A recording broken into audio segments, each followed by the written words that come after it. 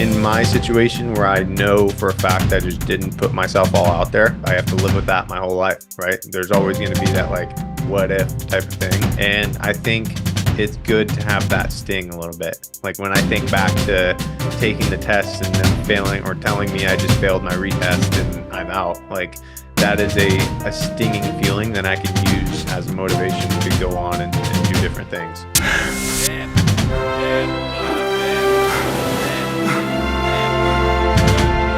Welcome to Mindset Lessons from the Field. I'm Gina Cazazzo, the author of the upcoming memoir, Training with the SEAL. Today's guest is a former Green Beret and a member of the elite 160th SOAR. His military career spans a decade with multiple deployments to Afghanistan, Iraq, and Eastern Europe.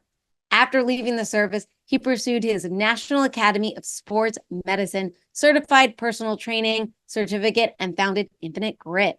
Infinite Grit is a team of Green Beret coaches dedicated to providing customized online coaching, tailored fitness programs, and personalized nutrition plans to help empower individuals to perform at their best in all areas of life. Definitely go check them out at the end of this episode for sure. Ladies and gentlemen, I'm really excited to introduce you to Jon Hamilton. Jon, thank you so much for being on the show. Hey, thanks for having me. I appreciate the opportunity. It'd be a lot of fun.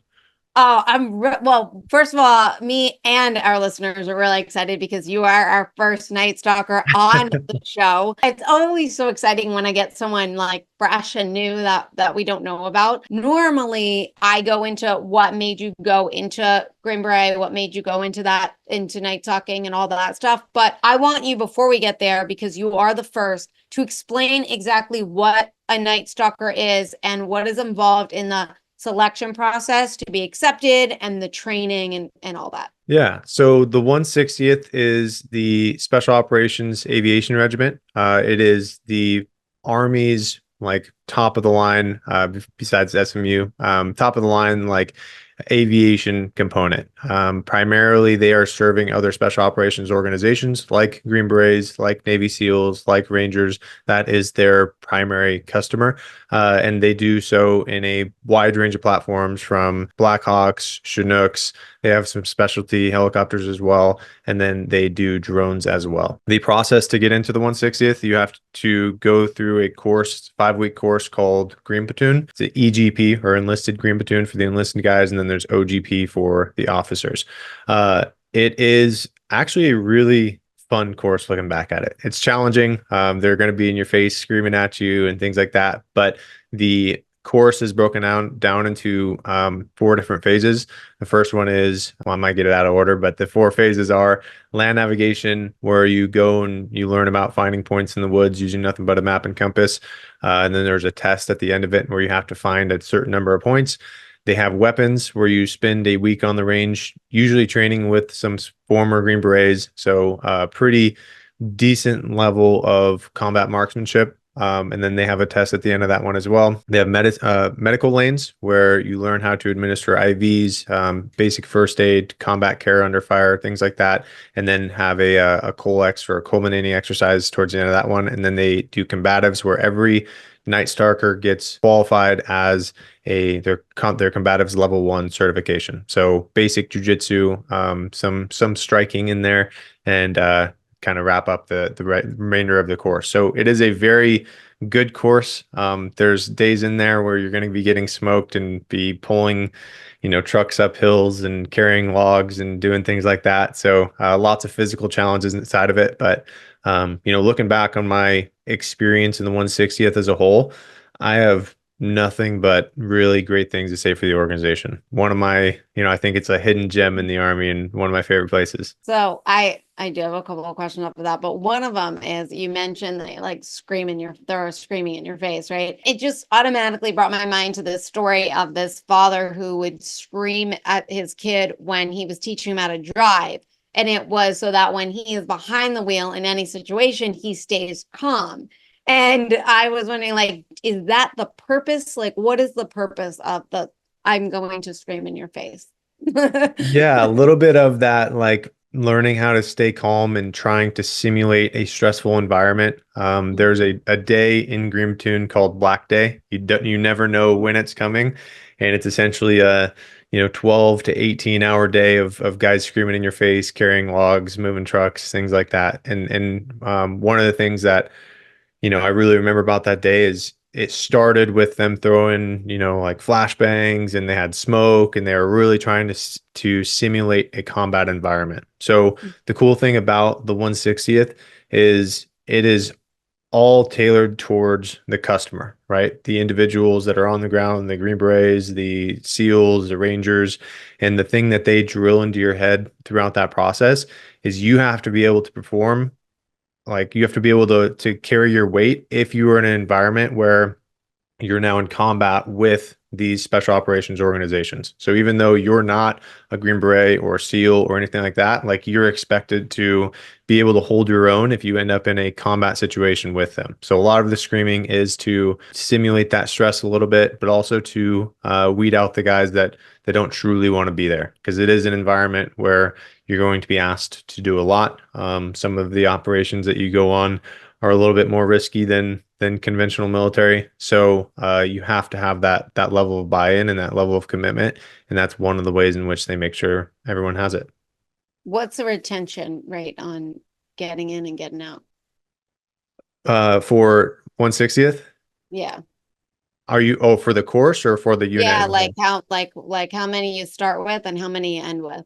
It's honestly not too bad. It's Okay. one of those courses. It is a selection type of course. So if you don't perform, they can send you home at the end of it. But for the most part, as long as you do your part, you go out there, put in 100% effort, and you pass all of the essential courses that you need to pass, you're good to go. So I would say the attrition is relatively low, probably around 30%. So I would say 70% of the guys that go to class end up passing and becoming a Night Stalker. So it's not one of those courses that has a crazy high attrition rate. As long as individuals prepare well, and go into it with a positive mindset and ready to play the games, they'll be just fine. But it is a fun, challenging course that looking back, I'm glad I had the opportunity to go to. So are you growing up like a calm person? Like were you like did you handle stress very well? Like where did you learn how to, is it just you were born calm or you just learned to be calm? I guess got good at being calm on the outside. No, I think that's what it's about too. I kind of attribute a lot of my ability to be calm in stressful situations to a sports background growing up. So I played a lot of sports, baseball, football, basketball, baseball and football at relatively high levels. So sometimes there'd be big crowds and kind of all that stuff, and you have to shut out the noise and focus on what you're doing. When I got into these types of environments, especially, younger and starting out, coming straight from high school sports to the military, I was like, this isn't that different. Like it's you're gonna have the mental challenges, that kind of self-doubt type of stuff, the fear of the unknown or whatever. But when you focus on the few things that you can control and focusing on taking the actions in spite of it, you're gonna be fine. And that's something that I learned from a young age, kind of playing sports, which, side note, I usually, ask that to all my new clients, like ask about their athletic background, and find that guys with athletic backgrounds tend to have a little bit more robust mindset going into these environments. Why do you feel that way? One is the team environment, especially if it's a team sport. They're used to working with different personalities to overcome a mutual goal. Some people that haven't had that at all in their lives, it's not saying they can't get there or can't like improve upon or learn very fast. But if it's something that has been done over years of playing sports in a team environment, it's kind of second nature, and they usually pick it up a lot faster and can apply it and focus more on getting the results and less on like figuring out how to navigate the team dynamics. So that's probably one of them. And then the other one is, of course, kind of performing under that pressure. It sounds silly, but even as like a kid playing sports, you're going to have the social pressure. You're going to have the pressure of people watching you. Growing up, played in like big tournaments. So again, it was like big crowds, things like that. And falling back on that experience, I think, it really helps develop I'm just going to shut out everything else and just focus on what I need to do, which is 99% of performing in the military. It's so true because I was an athlete growing up, and um, when I played soccer, I was the goalie, and that's a lot of pressure as Yeah. the goalie, Yeah. and I'm 5 feet tall, and the goal is like huge. So it was, I was very good, but the thing, because I was very aggressive, like if you came into my box, the only thing I had going for me was to take you out before you had the option to shoot, because when you shot, you had a way, I'm Right. tiny. Um, so it was, and I would get so like the butterflies, like stomach, like right before game, like the pressure on me, because I just felt like I let my whole team down if they scored a goal.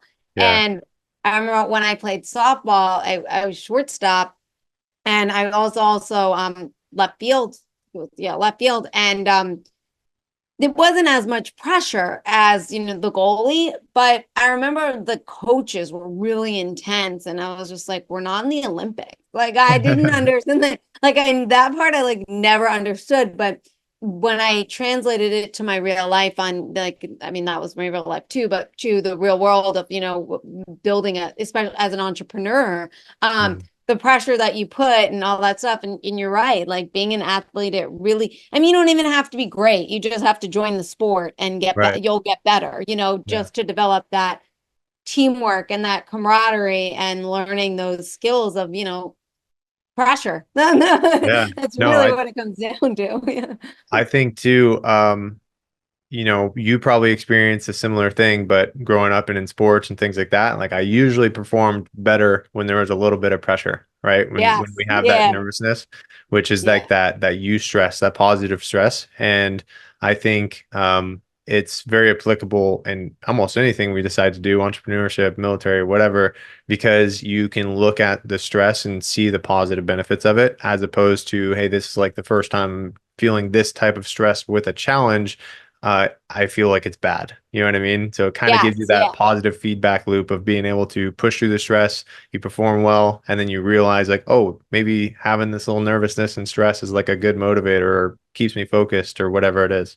That is so true. Looking back, like it was a lot of those games where I was like, really butterflying that, in that stomach, and that really got my energy up to perform at my best. Exactly. Exactly. Yeah, so that was a really good point. Well, you did mention you went from right out of high school into the service. So was military always the plan? Did you know about special ops? Were you going in the pipeline, or what was it like for you?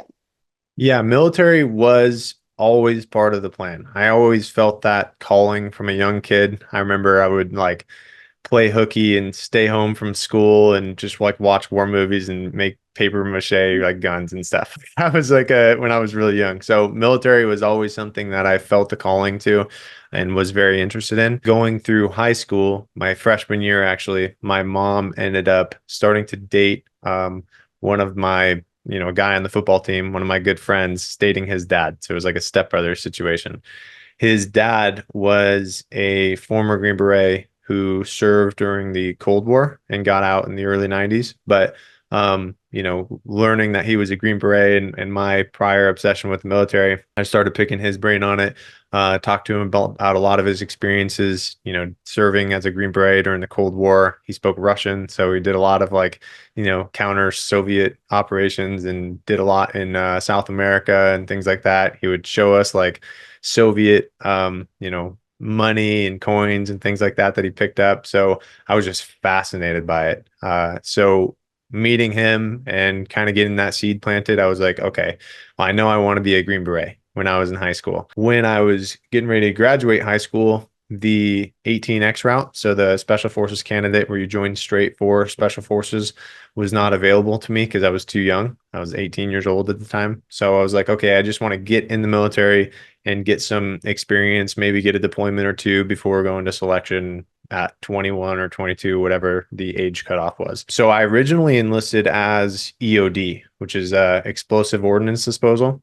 Yeah, we had one on the show. Yeah. Yeah, yeah. Very challenging course. And I'm glad I went that route originally, but I ended up failing. And that's like one of the big things that I'm thankful for, right? Because like up to that point, I was a naturally gifted athlete, but I didn't like work super hard when I was a kid, and I kind of just got used to skating by, so to say. Same thing with school. My study habits weren't the best and everything like that. So I joined for EOD. It was a highly academic environment and kind of like gave me that like kick in the ass a little bit and like the wake up call when I failed. So when I did fail, obviously that was a gut punch, and but it really did motivate me to reevaluate my effort, the levels of commitment I have to particular things, learn how to study, learn how to learn information. And that's really what sparked my desire or my obsession with self-improvement and like finding better ways to do things. After I failed EOD, I went needs of the Army, which is like I got 6 years in the Army and the Army can do whatever they want with me. So not the best feeling, but I ended up getting reclassed to an aviation job. Nothing crazy. It was like a airframe mechanic. So I did a lot of like sheet metal, carbon fiber, things like that. And during that course, we had a brief, and some 160th guys came to our schoolhouse and were recruiting, and they showed videos of guys fast roping off helicopters and all this stuff. And I The immediately raised my recruiting hand. videos are always so cool. Yeah, they got me. So that was like, after the frustration of failing EOD and getting the opportunity to get into special operations, there was no way I was going to pass it up. It's funny too, because I actually originally had orders to Germany and I put my name in the hat for the 160th, but I never heard anything back, nothing like that. And we graduated, and I was like 6 hours from boarding a plane to go to Germany to be in the regular army. And I went and I was like throwing a fit. I was like, no, I volunteered for the 160th. And I like stood at their office basically all day long until they cut me orders to go to the 160th. So, so literally the day I was supposed to go to Germany to a different unit, I like just hounded them until they were like, all right, we'll give him orders to the 160th. So I fought my way into it. That is fascinating. That's awesome. So I want to definitely want to touch upon that, but I wanted to go back to the fact that like it's interesting that I mean, essentially, like you said, it was like that was kind of like your first gut punch, your first failure. And at that age, only because like I've seen some people that have failures at older in life, and they take it so hard where like they are like immobilized for a bit. Like they can't handle that because they haven't experienced that failure and that hardship at a young age to build that resilience. Nick Lavery said on the show, like resilience is a skill. Like you learn that through constant repetition, right? And for you, it was your first one. So you think that was just from the sports or something that gave you that resilience to be like, okay, or like how did you handle it? Like when you first failed out, like was it like, okay, I'm gonna get back up and I'm gonna do this and I'm gonna do that to get me to the Green Beret? Or was it more like, like what was going on in your mind and what were you feeling emotionally when that was happening for that failure? Yeah, I was very frustrated, right? I was embarrassed, so to say. I would say I was more so embarrassed than anything because up to that point, I had tremendous respect for my stepfather, still do. And he became like my biggest mentor going into it. And hearing his career and like all the successes he had and everything like that, like I remember failing and I was like, damn, I have to call him and like let him know. But it was like a very, very hard, phone call to make to call and say, "Hey, I failed because I didn't put my best foot forward," or whatever it is. So I would say more so than anything is embarrassment. And I never wavered in my goal to go special forces, but it made it more real of like, okay, I need to like redeem myself. Like I need to prove that I'm capable of doing the things that I say I'm going to do. And that's like what led me to start exhausting all efforts. It was like it kind of really did flip that switch. Like had I, skated through and gone through EOD and been successful and whatever, I don't think I would have the ambition or the drive I currently do. because it was kind of like that setback, that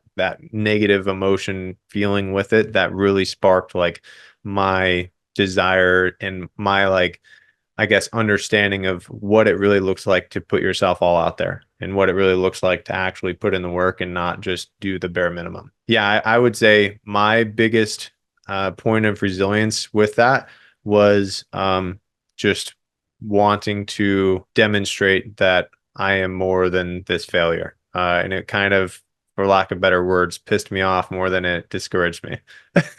Yeah. And how long did it take you to get over that embarrassment? Until I passed the next course. I still have it to today. Yeah, yeah. No, I mean, there's different trains of thoughts with that type of stuff. In my situation where I know for a fact I just didn't put myself all out there, I have to live with that my whole life, right? There's always going to be that like what if type of thing. And I think it's good to have that sting a little bit. Like when I think Yeah. back to taking the test and them failing or telling me I just failed my retest and I'm out, like that is a stinging feeling that I can use as motivation to go on and do different things. I don't think it's a point of like, hey, I have to, get over it and feel emotionally fine with it. It's just a matter of like, hey, where am I going to channel that energy? And what am I going to do next to continue building off of it? Yeah, I really love that a lot. What? So it was like 6 years before you went to 160th, is that, or was it how long? No, it was No, right away. So yeah, right. after I got reclassed, I volunteered, and within 6 months of failing EOD and Okay. getting my new MOS, I was in Green Platoon. So I love the fact that you, so something I would do. Like just like was like, I signed up for this. Like I want to so what were the risks that you took? And did you know that, or were you just like so driven by emotion that you just went for it? Or did you realize like, okay, this is the risks I'm going to take if I go this route? For the 160th. Yeah, like I'm saying, like you threw a fit, like you said, like you're like, Oh I was yeah. like, I'm not getting on this. Like I signed up for this, right? So was it a driven by emotion type of thing where like it was like I was just acting based off of my feelings and my emotions because I wanted this? Or was it also like I like know the risks and I'm going to take that risk to get me what I want?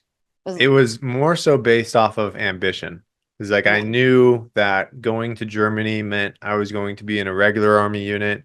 We were going to do regular deployments and nothing crazy. I was just going to work in the shop and not have really the experience that I was seeking, right? Still a good one, but I was seeking more. I wanted to be in special operations. I wanted to be as close as I could to Green Berets, Rangers, SEALs, all that type of stuff. So it was more of like the ambition of like I refuse to go to the regular army and I want to be in special operations. And the way they worded it to us inside of the briefing, it was like, hey, we need your MOS. So essentially, like if you write your name down on this paper, like we're going to take you. Like it's you volunteering for the unit. When I heard that, I was like, when I wrote my name down number one on the paper, and I was like, I'm going to the 160th. That was it. So, yeah, it was, they like made me book a flight for my out processing of the Fort Eustis where I was at. But I had no intention of ever getting on the plane. I didn't pack my stuff to go to Germany. I never even like Googled Germany at all. I didn't even look into the, it's like I'm going to 160th. That's it. So for me, it wasn't like necessarily taking risk or anything like that. It was just like, this is black and white. Like I have the opportunity to go to the 160th. I'm making sure I fulfill this opportunity. How rough was that pushback, or was it just like, all right, here you go? Like, like we're Yeah, so I knew it was because there's people that changed orders and there's people that like traded duty stations and stuff like that. So I knew they had some flexibility in there. And I knew this one lady was sitting in this office and had all the power. So I just made it a point. I literally stood out her office outside of her office for like 6 hours. I was like, I'm just gonna sit here until I get the paper that I want. So that's uh amazing. yeah, I knew that they Yeah. had some flexibility. I knew that they were able to do it. It was just a matter of being the squeaky wheel until they actually did it. So that's really important for our listeners, like being that squeak wheel to get what you want. So then we talked about this obviously in the beginning of the show, what the process was for you and all that stuff. So then what was it like after you graduated? Completely different than I expected. So typically when you graduate Green Platoon, you go to one of the four battalions and you go to a shop and you start working on it. You know, the battalions are spread between Tennessee, Savannah, Washington State. I assumed I was going to one of those places. And then I got orders and it was like Fort Huachuca, Arizona. I was like, what? It's like they don't have anything in Huachuca, Arizona. But what it was is a drone component of the 160th that was getting stood up. So I flew out to Fort Huachuca, Arizona. I had never seen or heard about a drone at all. And I walk into, my place of duty essentially, and the planes are in boxes. Like they're big planes, like 56-foot wingspans. And they're in these boxes in the corner of the hangar. There's like five of us there. And they're like, well, welcome to a brand new unit. We are building everything. So it was a very unique experience and ended up being a plank holder in that company and that project within the 160th, but had to learn everything on the fly and really get integrated into the whole UAS, so unmanned aircraft part of the military, which was a really cool experience. So when you're learning everything on the fly, how much pressure is that for you or that you're feeling? Is there a lot that's expected of you or that you're expecting of yourself, but you're also learning? Do you give yourself that, or do they give you a little bit of grace as you're learning everything for the first time? Or is it like, no, you got to be performing all the time? Yes and no. So I had this platoon sergeant who was from the 82nd back in the day, and looking back, he was hard on us, and he played a lot of games and stuff like that, but he was doing it from a place of mentorship for me. Like I think he really saw like my ambition and my like desire to be as good as I can, and he challenged me on that. So he would constantly just put these different challenges and stuff on me.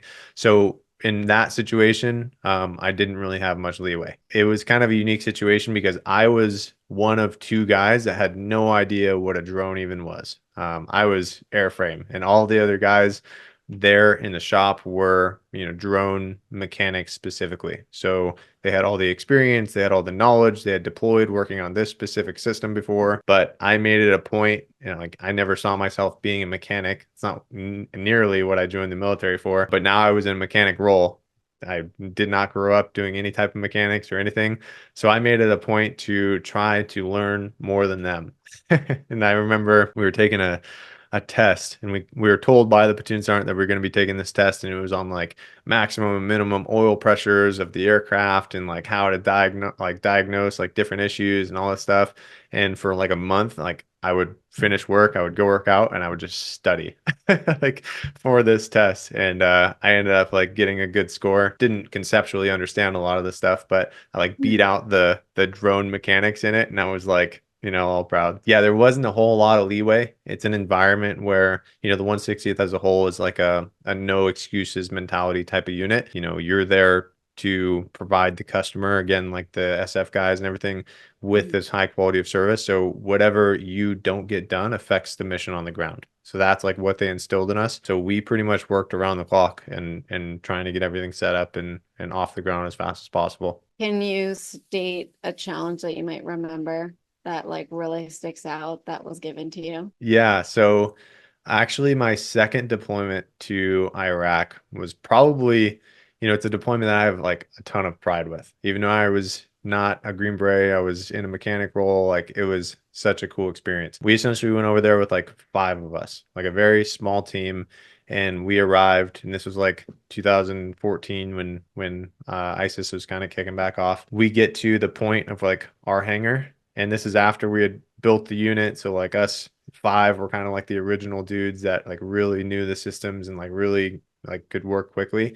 And we get to this place where we thought there was going to be a hangar and airplanes and all this stuff, and there's absolutely nothing. And we're like, where's the hangar and like all of the stuff? And they're like in those two connexes over there. We had to build an entire 150-foot hangar. We did all the carpentry. We built offices where we hung and established a tactical operations center.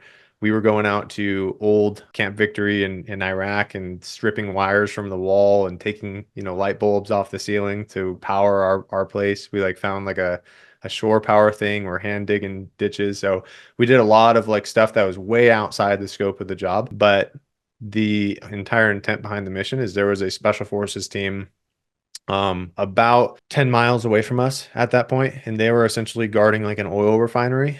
And ISIS was hitting these guys like every night. Like these guys were getting in ticks, so in troops in contact, getting in firefights every night. And it was like drilled in us that they have limited air support until we get these planes up, because our planes carried 4 Hellfires, pretty kinetic for close air support. And we were one of the only ones in country at that time. So we got there in November, and I think we worked like 18, 20-hour days for 6 weeks straight. And like on Christmas is when we had our first flight. It was just pretty cool. Wow, So, and then we that ended is up providing a cool. lot of close air support for those guys. So it was a very fulfilling trip, but a very, very massive challenge for my, at that point, 20-year-old self. Yeah. Yeah. Oh my gosh. Yeah. Actually, that segues to me asking you a question that came in from one of our listeners, where he wanted to know, like, due to the extreme stress of like being in hostile areas and stuff, how do you maintain that mental toughness that it takes to remain cool and calm, knowing that like there could be rocket launchers or any other device that you also need to be ready to take down? I would say it's a progression. If Okay. you were to drop me straight from high school into that environment or in previous one in Afghanistan where we're getting mortared and things like that, it would be hard to deal with, right? But I think there is a progression, and that's a lot of times what we don't see. It's like we see the end result, we see the people that are, in the job or whatever doing exactly what we picture doing or all that type of stuff, but we don't see everything that they've done to get to that point, all of those training situations that impose that stress, and then all of the challenges they faced, all of the stuff has developed that particular mindset. So I would say with developing kind of that resiliency and that strong mindset in those pressure situations is not being afraid to put yourself out there in not as risky, but as like in different situations where you're going to expose yourself to that stress and you have to overcome it, whether it's learning a new skill and putting yourself out there and demonstrating the skill, whether it's joining a team, doing something, those are all going to be, environments where you have to push past that stress. And I think it positively impacts your ability to handle the stressors of combat. Kind of jumping ahead, but like in firefights and things like that, when I remember when I first got in my first firefight, it didn't startle me so much because it felt just like all of the training firefights we had at the Q course and stuff like that. The only difference is you hear a snapping sound over your head as opposed to just the blanks off in the distance. But like the mechanics, the react to contact, like you at that point, it's so drilled into you that it's almost instinctual. So I would say trust the process, put yourself out there, and over time those skills get developed for those situations that you see yourself being in the future. How was your first time like dealing with training wise? You know, how you said like with the fire, it was just like, training. So how was the first day of training versus being in the real thing? So I came from the 160th. I went to selection after that Iraq How deployment. long were you at 160th? 3 years. Okay. So yeah, you have to do like 3 years. I went to selection at 2 years there, and then I finished out my third year. Kind of made a deal with the boss man there. So when I got to the Q course, the big thing where you learn all of the tactics and things like that is called small unit tactics. And coming from an aviation background, I knew none of it. Right. So I was very, very fresh. I relied pretty heavily on, you can read about it all day long and memorize the words and the principles of patrolling and all that type of stuff. But until you get in the environment and actually experience it, it doesn't really make a whole lot of sense. So I relied pretty heavily on like the guys coming from combat arms jobs in the past, asked a lot of questions. And then during that process, you get a ton of reps. So right off the bat, they teach you everything about raids, ambushes, react to fire, all that good stuff. And then you start implementing it using blanks and moving and communicating and things like that. So you get a ton of repetitions. And in my situation, what I always tell guys is, yeah, it's challenging, but if you go in there with an open mind, willing to learn, and like anything, put that effort forth, and then you're going to pick it up just fine. How was it for you when you got to go to selection for what you wanted for so long? Yeah, it was somewhat surreal. I did what a lot of guys do. You know, I kind of was serious about it. Like I knew I was going to go to selection at some point, but I went into like the special operations recruiting office, and this was I think November. It was like mid-November at that point, and I told him I was like I want to go in March. You know what I mean? Like I want to have a nice long like runway, get some good training in and all that stuff. And this is my first conversation with him. He essentially just like put me on the spot, and he was asking me, he's like, how bad do you want to be a Green Beret? Like real bad. Like, why do you want to be a Green Beret? All that type of stuff. He was basically, long story short, I walked out of there with a January 6th selection date. So I had like 5 weeks until I'm going to selection. Oh, was it really cold for you? Oh yeah, it was pretty cold. I always recommend guys though, if they, are cool with the cold, winter classes are better in my opinion.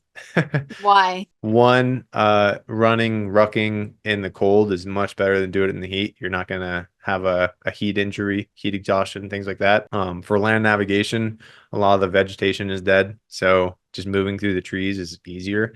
It's more clear, you can see further, all that good stuff. And then same thing for team week, trying to do team week. My team week was kind of rough. It was like sleeting, ice, and Oh, we were just wow. wet the whole time, which was pretty miserable. But I would still rather take sleeting, ice, and cold fingers than at the verge of passing out because it's so hot out. So I Yeah. preferred the colder weather. So I was cool with going in the winter.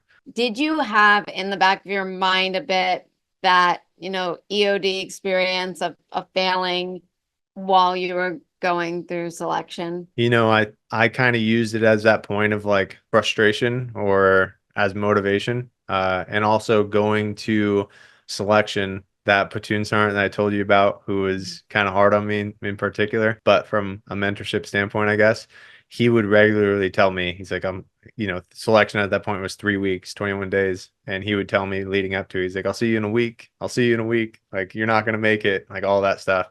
So it was kind of like the vengeance of reestablishing myself from that EOD failure, and then the anger of wanting to really prove him wrong, in addition to my desire to be a Green Beret. I thought about it, but quitting or anything like that literally never crossed my mind in selection. It was all about, I was more worried about not finding points in land navigation or whatever the case may be than I was about like, quitting or anything like that. Did you send him a picture of you in graduation day?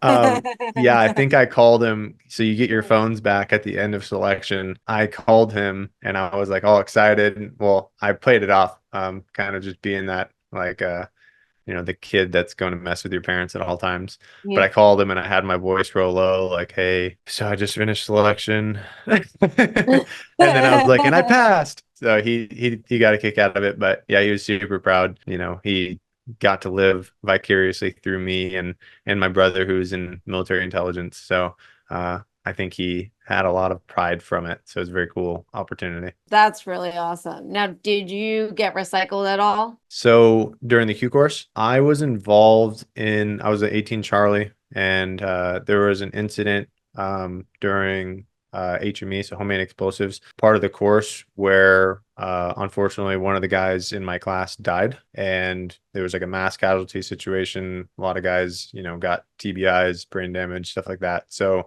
I took a compassionate recycle after that and then picked back up. So I started with one class and finished with another. So yeah, I did recycle, but it was primarily due to getting unexpectedly blown up in the Q course. How do you emotionally, like, I don't want to say like move on, but essentially, you have to go back and continue. But after going through something that's so traumatic, and, I'm Yeah. assuming it's traumatic, it would have been for me. And I don't know, sometimes, people like always have that, like, oh, I survived, like that survivor guilt they talk about and stuff like that. How was it for you to emotionally, like, go get through that and get into class and get back into the swing of your the process? Yeah, it was a challenge, for sure. Like that, the guy that passed away was from the 160th as well. Not my battalion, but him and I coming from the 160th, early on in the Q course, and this is pretty late in the Q course. So we went through everything together, SUT, SEER, and he was kind of like a big brother of mine. He's way more experienced in regards to the military, so someone that I became close with. And when it happened, I had just stepped away from the table where he was at, and his body basically like blocked the blast from me. So I went in there, and I was, me and one other guy were the ones treating him. So like putting tourniquets on and all that stuff. So it was a huge gut punch. It like really messed me up because like going special forces in a wartime, you expect that you're going to go to war, and you understand that there's risks associated with it. You can lose guys, but in a training environment, that never crossed my mind. Right. Never crossed my mind till you just said it. Yeah. And Yeah. It was yeah. like, his wife was expecting him at home that night for dinner with their kids. You know what I mean? And I think that was the biggest thing that hit me so hard. But after that like month, and that's kind of why I was like, hey, I need to take a compassionate, is I think my whole life I've been good at compartmentalizing, but in that situation I kind of just like overdid it with the compartmentalization. I just felt numb. Like I Mhm. didn't cry, I didn't feel emotions towards it. I just felt numb. It was like my body just shut down. And that lasted for weeks. It was like driving to work or whatever, I didn't want to listen to music. It was just numb. So I didn't know. I was like, I hit up some guys and I was like, hey, I don't know really what's going on, but I just don't feel anything. And one of the guys who was a prior ranger, he was actually the guy that got to Alex with me, so we kind of bonded over that, talked about our experience and things like that, was talking to me about like writing and things like that, and just ways to process it. I kind of started dabbling with writing, which is a lot where like my blog comes from, and a lot of the things I write stems from is that original like experience of trying to just get over whatever it is that I did. And then really what kind of like opened it up is a couple weeks after Alex was getting buried at Arlington National Cemetery. Mhm. So a bunch of us guys went up there for his funeral, and it was like the first time that I had talked to his widow and things like that, but it was the first time like I had really, I don't know, confronted what had happened with his widow. So when you're going through and everyone like shakes their hands of the family and gives their condolences, that's when I like lost it. Like I just Mhm. started crying, like couldn't control it. So that was like really good, I guess, for my healing process of just getting it out and like feeling the rush of emotions. But I would say that and writing has been a big thing of for me getting over that originally and getting past other similar challenges later on in my career. So writing has always been something that, I value, and I see a lot of um, growth, and I feel better mentally when I actually sit down and do it. I'm glad you brought up writing because what you just said was like, wow. And there was a blog, one of the blogs that you wrote was about leading yourself. And you talked about how you need to lead yourself first, before you can lead others and stuff. Going through, I mean, what you went through and taking that month off and you mentioned, you were so numb and all that stuff and then getting back into it and all that stuff. Or what did you do for yourself to lead yourself and coach yourself to get back on track to, become a Green Beret and kind of get back into that routine? Because as sad as it is, we people die around us every day, but we're still living and we have to get back into the life, into our life. So what were the steps that you did to lead yourself get back to that? Yeah, I would say just taking action on, getting back into the Q course and like physically taking action in the morning and like going to class was a big thing for me. During that like month, I took the compassionate and I had a couple weeks off. I was significantly worse like during that period where I didn't have anything to do with my time versus like when I started getting back into work and like going in and doing all this stuff. So for me, it's taking action and doing things physically or working towards something that goal I was still working towards was to become a Green Beret. And, I had a lot of pride because I knew that Alex wanted it so badly. So like the guy that passed, he was somebody who was pretty stoic throughout the entire course. Like whenever something was not going his way, I never saw him lose his cool or anything. Like he was just like kind of that example of, oh my God, stuff's hard and this guy's like not cracking at all, right? So yeah, it was when I went to, we did a ceremony at Fort Bragg, and I remember there was like some drama with the schoolhouse because some people like us, we wanted to see, an Alex's like display that there would be a Green Beret because that's like, what he sacrificed his life for, right? But the schoolhouse was like, he hasn't earned his Green Beret yet, so we don't want to give it to him. They ended up giving it to him, and seeing that for me was like, Alex, if he was in my shoes, there'd be no way that he didn't like move forward with it. So that was kind of just demolished any thoughts of not doing that job or not continuing with the course. I kind of rode the strength that I knew that he possessed, right? And I think it's easy to dismiss the importance of people around you and kind of the osmosis of that energy, right? And I think when we surround ourselves with strong individuals who have strong values and strong goals and ambition, we are going to pick up on that, and that's going to feed us and fuel that strength that we have within us. So that's pretty much exactly what I did. If I was completely alone in that situation and had no one around me, that I was what, 23 at that point. So if I was had no real role models around me or whatever the situation may be, I can't sit here and say that it would have been the same. So I got a lot of my strength from the guys around me for sure. I want to talk about, because it's an hour show, and I want to get this part Yeah. in your transition out into Infinite Grit, because I mean, what you've been building, it's pretty awesome. I've been checking it out.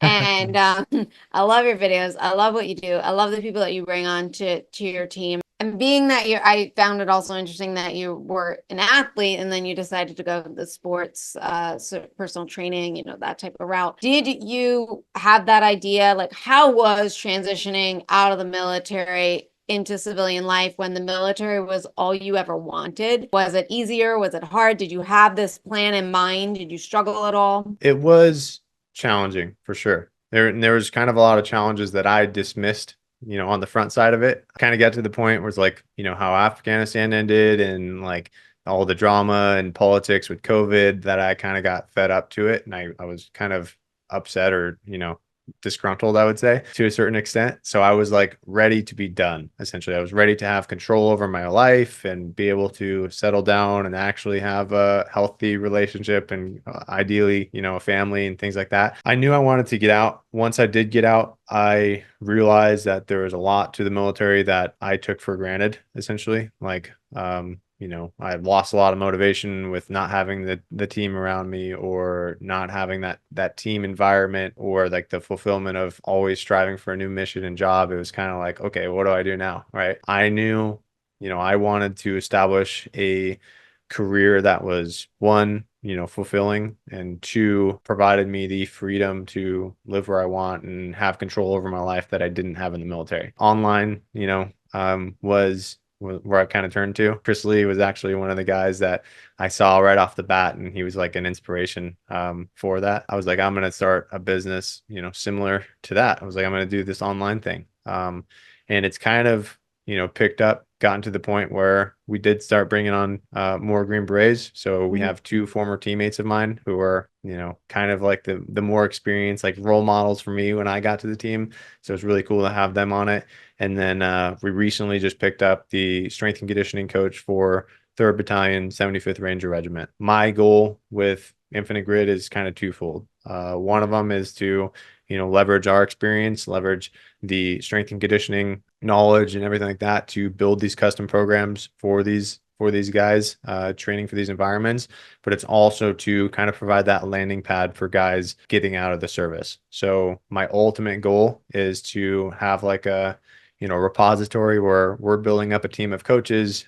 These coaches are sharing their mentorship and their expertise with future generations, and we get to give back to veterans of the special operations community, make their transition a little bit easier while helping guys reach their goals on the front side of it. What did you learn in your time in the service that has helped you build what you're building? I would say the biggest thing with what I'm building is just like resilience. I often joke about it. I'm like, man, entrepreneurship is way harder than becoming a Green Beret, right? Because when you're coming to Green Beret, like the path is very clear. It's laid out. You go to this school, you go to this school, you go to this school, pass this test, like you're going to be good. With entrepreneurship, there's no playbook. Like you kind of figure it out as you go. It's been a fun ride, but a challenging ride. And the biggest thing is just continue going. You can't, like, the only way, you know, I would fail in the beginning and even now is if I quit. It's either you succeed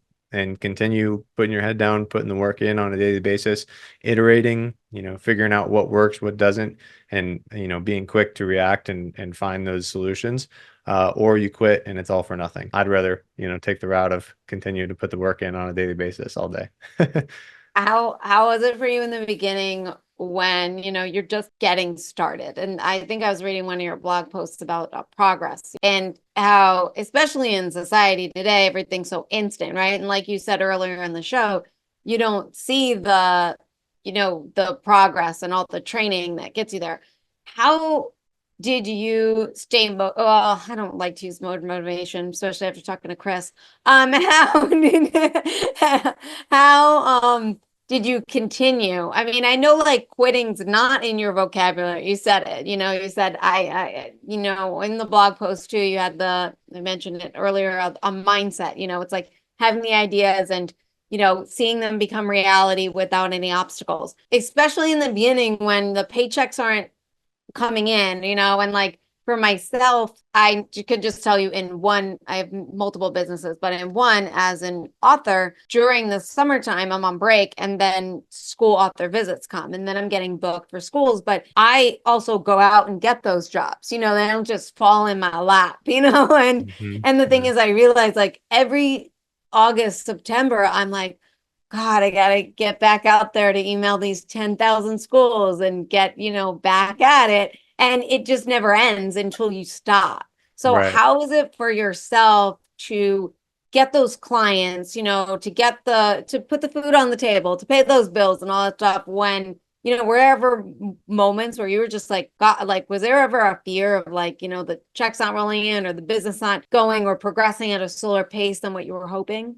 Yeah, every day. It was every day for about 12 months. Yeah. I think I didn't make a dime. So I started in January when I first got out and didn't make a single dime on anything until like August. And then even from like August to March, I made like less than $1,000. It was a very, very slow grind and a lot of like frustration. Luckily I bought some real estate up in Colorado I was in. So I like sold a property but I was just eating through my savings, like all that stuff. So yeah, there was unlimited challenges with it. It was good to have that pressure in the sense of like, hey, I got to keep posting, I got to keep like mentoring, providing calls, getting my name out there, stuff like that. But yeah, it was a lot of fear and doubt associated with it, which is, something I talk about a lot. Like that fear and the self-doubt we experience is anytime you go to a different endeavor, it's still going to be there. It's not just going to go away. So we just get better at managing it. And I knew that if I just continue doing what I'm doing and, refining as I go and improving, like I will get there eventually. And I gotta give credit where credit is due to my wife. There were so many times where I was so frustrated and all like kind of down in the dumps about it and whatever. And she was one of the biggest ones that was just like, keep going, just keep going, it'll work. Yeah, it was a challenge for sure, but something that I look back on and proud to go through that one as well. How do you combat those fears and those doubts? Action alleviates anxiety.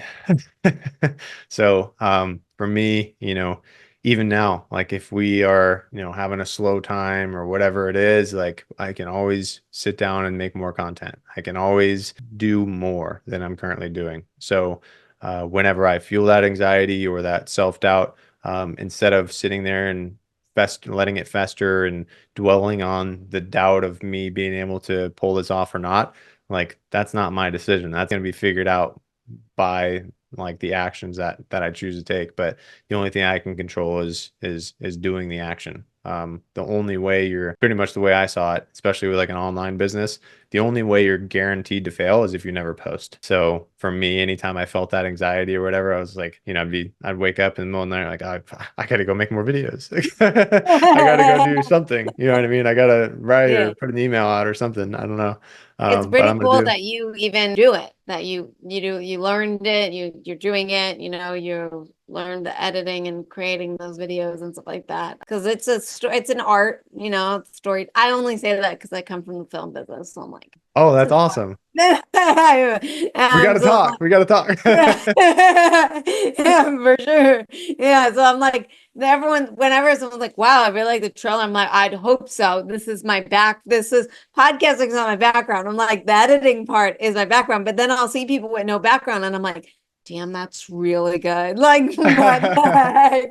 So it's impressive. It's awesome. And I want to ask our final question on the show is, what advice do you have for us that we can do every day to build that mental toughness, that resilience, combat those fears and those doubts to keep going and push throughout the obstacles that we're all going to be facing? Yeah, the biggest thing I would say is get crystal clear on what it is you want to accomplish. You talked to Chris about motivation and things like that, but I am a believer that when we can get clear on what we want to accomplish and a compelling reason for doing so, we will have the motivation to see it through. Right. Like for me, I have this clear vision of what I want Infinite Grit to be. So when I wake up, that's it. Like that's my purpose right now. And when we can find that, then it doesn't matter what obstacles stand in our way. We're going to continue working through them. Yeah, develop clarity, and I think it'll solve a lot of the motivation issues that people have. Kind of a side tangent here. I think one of the things that people get so demotivated about a particular goal is I think a lot of the goals people have is not necessarily theirs. It's not something that fires them up so deeply that they're going to wake up in the middle of the night and want to get to work or anything like that. Like it's usually something that the idea sounds good or they got positive feedback from those around them instead of searching for what it is that they want to accomplish. So develop your authentic clarity and everything else will kind of start to fall in place. Thank you so much. I had a blast talking with you. It was really fun. You gave some great advice, and I love that you were a great first night stalker. Let me just say that. Okay. Representing well, I hope. Yes. You're fantastic. Thank you again for being here. I appreciate it. Thank you very much for having me. Of course, and thank you everyone that's listening. Please go like, share, comment, subscribe, become a Patreon member so you get access to our bonus episodes and extra goodies that no one else gets. And thank you guys so much.